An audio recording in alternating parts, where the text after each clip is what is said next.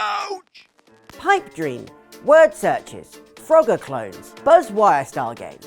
What do all of these things have in common? That's right, they've all been the basis for one of gaming's most frustrating fascinations, hacking minigames. Ever since Warren Spector looked at a door and asked how many ways can I give the player to get through this thing, hacking minigames have been a staple of the medium. Putting an obstacle in front of the player in order to bypass a lock does make sense. If you're trying to hack something, you're generally avoiding unlocking it in a more traditional way. If it was easy, then there'd be no point to actually trying to find the key or passcode. There needs to be a roadblock. But it's a very fickle mistress, and one that's incredibly easy to get wrong. Hacking minigames at their very worst can ruin pacing, break immersion, and drive players to distraction. The general consensus among gamers is that hacking minigames, in general, suck. So clearly devs haven't got this right. But why? How hard can it be to develop a good hacking minigame? Let's take a look at one of the most egregious examples of all time, Bioshock. I think we can all agree that the game is a masterpiece, but the hacking minigame to disable turrets and security systems can do one. A version of the classic game Pipe Dream, you have to unlock and swap pipe pieces around to let the water flow from one end to another. I imagine during creative meetings, the developers thought this was genius. It's a game set underwater, you're basically traveling through a series of pipes. Let's base the hacking minigame on water flowing through pipes. Amazing idea, Stephanie. Right, let's go to lunch. Except clearly no one stopped to check if the actual game would fit with the barnstorming, fast-paced shooter it was going alongside. 'Cause it doesn't. Not one bit. Hacking brings Bioshock to a shuddering halt. It's slow, it's tedious, and yeah, you can use upgrades to make it easier, but that's hardly good game design, is it? The sequel introduced a different minigame, akin to those golf games where you have to time a button press in a certain area of a moving bar. Now, whilst these aren't brilliant either, they do at least improve the overall pacing. Plus, it's a pretty clear indication the devs didn't think Pipe Dream worked either. I mean, otherwise, why would they have changed it? But let's stop picking on Bioshock, and instead pick on another beloved franchise instead, from Under the Sea to Beyond the Stars.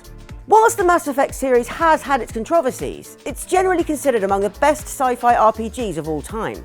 An epic narrative, diverse and well-written characters, and tight gameplay mechanics that improved over time. It's a classic of the genre and gaming as a whole.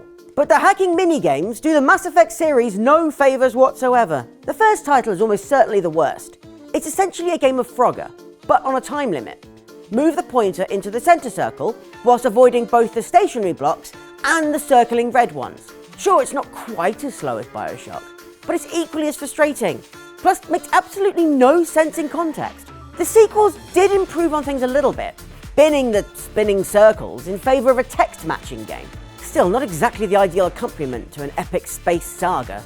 Or how about we discuss everyone's favourite post-apocalyptic 50s fun-time adventure, Fallout? What better way to implement hacking into a game all about exploring a wilderness, fighting off rabid mutants, and engaging with factional conflicts than by playing a round of Poleedle on a CRT? Or Prey, nobody's favourite 2017 critical darling. I don't know about you, but nothing proves an immersive sim like playing one of those marble rolling games you get in a Christmas cracker. You know the ones, where you have to tilt the thing round to get the ball into the hole, and it's about as fun as shaking a guitar pick out of that acoustic that sits in the corner of your living room. At least Zelda made it fun, because you could just turn the whole thing over and ignore the maze altogether. Sadly, Arcane Austin didn't have such foresight, and so we have to put up with this nonsense just to read someone's emails. So, what hacking minigames have got it right? Now obviously this is subjective. I'm sure you're in the comments right now telling me why you actually like one of the hacking minigames I previously discussed. And that's fine, because now I'm going to tell you mine. It's Deus Ex Human Revolution and Mankind Divided, a minigame involving navigating a series of terminals, trying to access the critical node without causing any suspicion. Accessing other nodes can get you additional rewards, but take too long, and it'll become a race against time not to get caught. What makes it so good is that it actually feels like what we might perceive hacking to be, in an environment where it feels appropriate and at a pace that adds to the overall flow of the gameplay. That's a difficult balancing act, but one Deus Ex nails. It's really a shame we won't be getting any more of them anytime soon. What examples of hacking minigames do you think work? Or how would you fix them? Let me know down below. Oh, and like and subscribe.